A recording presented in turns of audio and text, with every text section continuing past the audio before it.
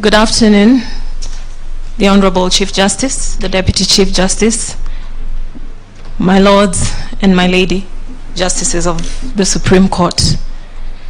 My name is Esther. I'm led by Mr. Nelson Harvey for the first to the fifth respondents. ETOPS. ETOPS. A few days ago, Mr. Harvey told me a plane cannot fly with one engine. I didn't take his word for it. He's not a pilot. So I conferred with Captain Wicks Rabach, a military army captain, and now a commercial airline captain for more than 10 years. He laughed. He said, yeah, it is true. A plane cannot fly on one engine for too long. It's a basic principle. It's ETOPS. Engines turn or passengers swim. Engines turn or passengers swim. That's the informal for extended range twin engine operational performance standards in airline lingo. In short, the ETOPS rule, currently 240 minutes in the US, is the amount of time that a twin engine aircraft is allowed to fly along a flight path that is far from an adequate airport. So that if a two-engine aircraft chooses a flight path that goes beyond 240 minutes, and that's in exceptional circumstances, ordinarily it would be 180 minutes, that's 3 hours, there's a problem. Because should that plane lose one engine, it would not make it to the nearest airport and land safely. Engines turn or passengers swim. It is our submission that the IEBC is a twin engine aircraft. Article 88, subarticle 5. The Commission shall exercise its powers and perform its functions in accordance with the Constitution and national legislation. The two engines of the Commission.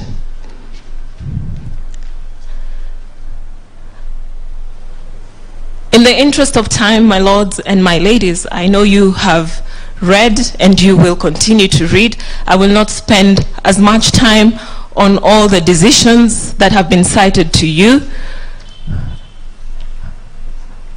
but I would like us to use this basic airline principle to understand why this honorable court must interpret Article 88 and Article 250 subarticle 1 in the manner they were interpreted by the Superior Court and the High Court, and not in the manner suggested by the Commission.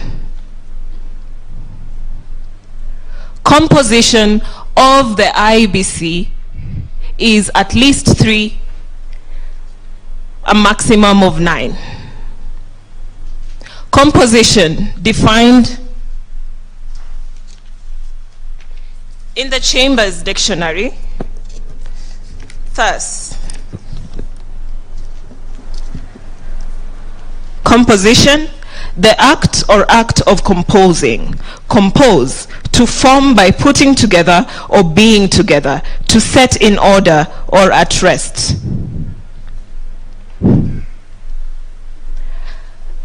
The Constitution constitutes the Commission by giving a minimum of 3 and a maximum of 9. In compliance with Article 88(5), Parliament enacted legislation, the IEBC Act, which the second engine set the specific composition of the Commission now at 7. The marginal note in the IEBC Act speaks to composition and appointment. Quorum is relegated to the schedule. Had the drafters of the IEBC Act and even the Constitution intended that the composition of the Commission be equated to its quorum, nothing would have stopped them from doing so in the Constitution or in the section that provided for the composition of the Commission in the IEBC Act. This is the definition of quorum. The legal definition of quorum under the Black's Law Dictionary, I'm referring from the 9th edition. Quorum is defined thus: in parliamentary law, the minimum number of members, usually a majority of all the members, who must be present for a deliberative assembly to legally transact business. That is the definition of quorum. Now, what is the definition of majority? This is the definition of majority under the Black's Law Dictionary: the status of one who has attained the age of 18, the relevant definition being the second, a number that is more than half of a total, a group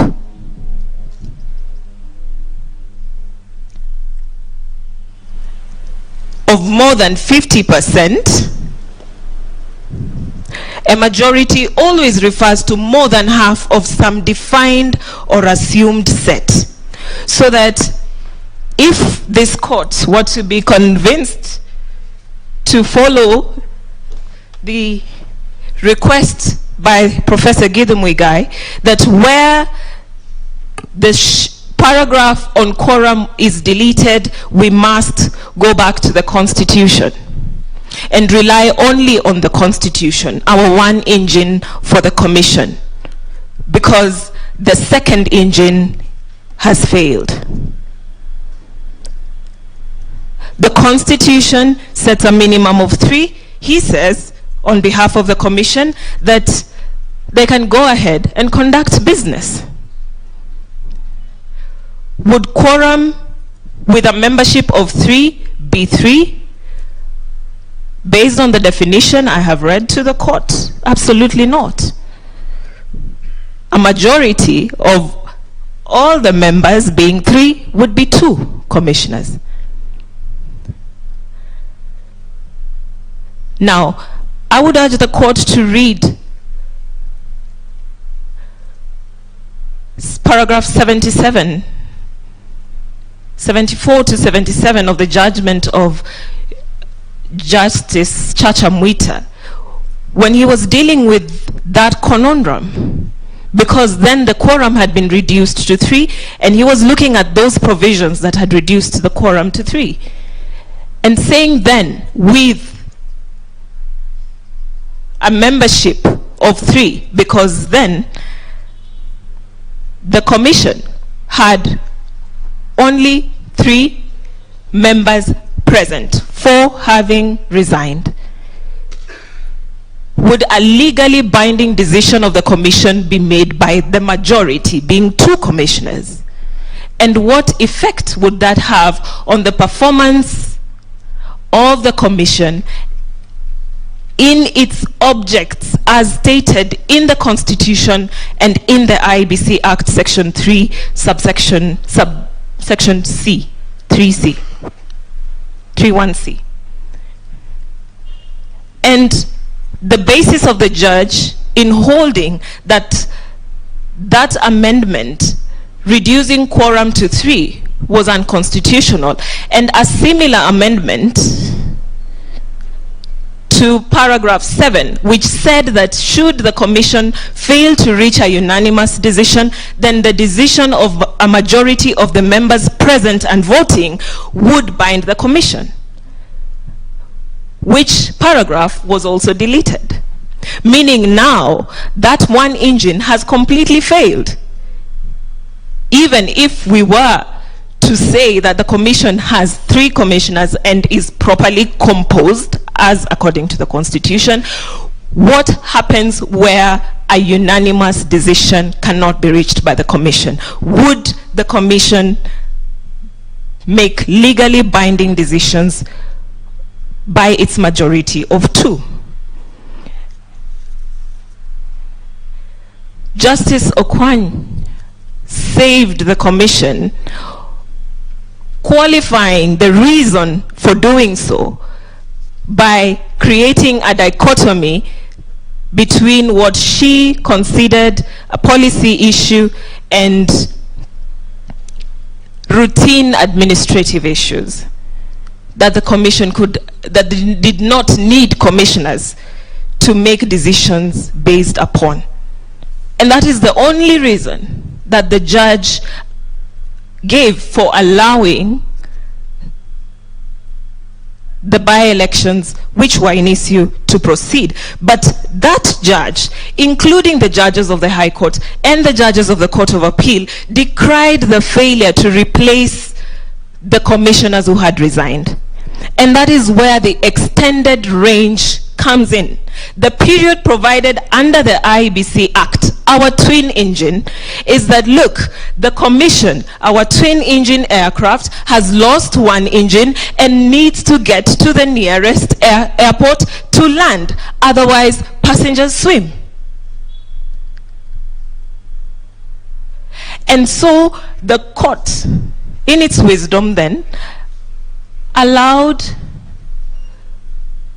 the commission the comfort to proceed, I believe, in the hope that the provisions of the IBC Act relating to replacement of the commissioners would be followed and the appointments would be made. That was not to happen. Now, my lords and my ladies, you have been told to ignore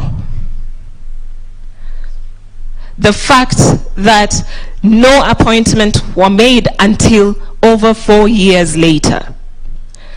The plane crashed because the second engine, the Constitution, could not get the IBC to the nearest airport for landing. The IBC is now fully constituted, and it is my view that that is probably because of the determination by the High Court relating to the invalidation of the administrative procedures that it sought to rely on, which were made without it having all its commissioners on board. Were that not to happen, who knows? We would be flying straight towards a general election with 1 engine nearly dying. I urge this court not to unsettle the holding of the Court of Appeal. And most importantly, because that holding relates to an invalidation of the administrative procedures, and if the court allows me, I would like to read it.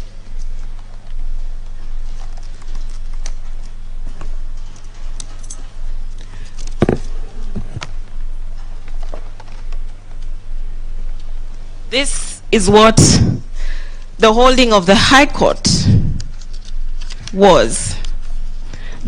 a declaration is hereby made that the administrative procedures for the verification of signatures in support of constitutional amendment referendum made by the Independent Electoral and Boundaries Commission are illegal, null and void because they were made without quorum, in the absence of legal authority and in violation of Article 94 of the Constitution and Sections 5, 6 and 11 of the Statutory Instruments Act 2013. Uphold that declaration, my lords and my ladies.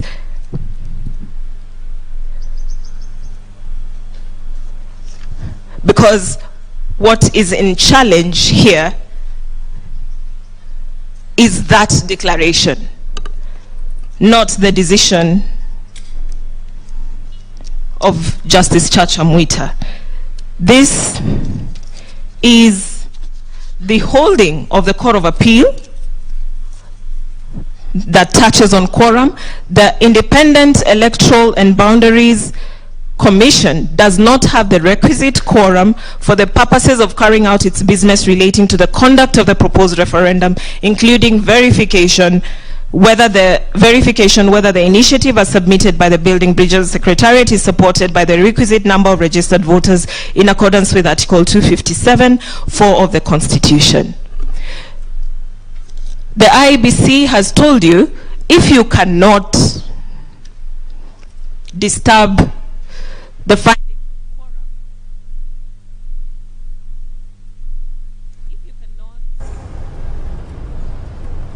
if you cannot disturb the findings on quorum, then please circumscribe all the actions by the Commission prior to the making of the determination by the Court of Appeal. With all due respect, my ladies and my lords, we do not know what those actions are. Those actions have not been challenged before any court, at least not within our knowledge, and not within the court's knowledge. What actions are these? Where have they been challenged? And as His Lordship Justice Tuyot said, this decision takes, the declarations take effect at the date of judgment. I have indicated that what has been invalidated by the Court of Appeal on the basis of quorum is the administrative procedures and all the acts relating to the referendum. There is no basis upon which this court can protect certain actions that we haven't been told about. I urge you dismiss the appeals by the first and second appellant. Thank you for your submissions. We'll move now to the next set of the respondents.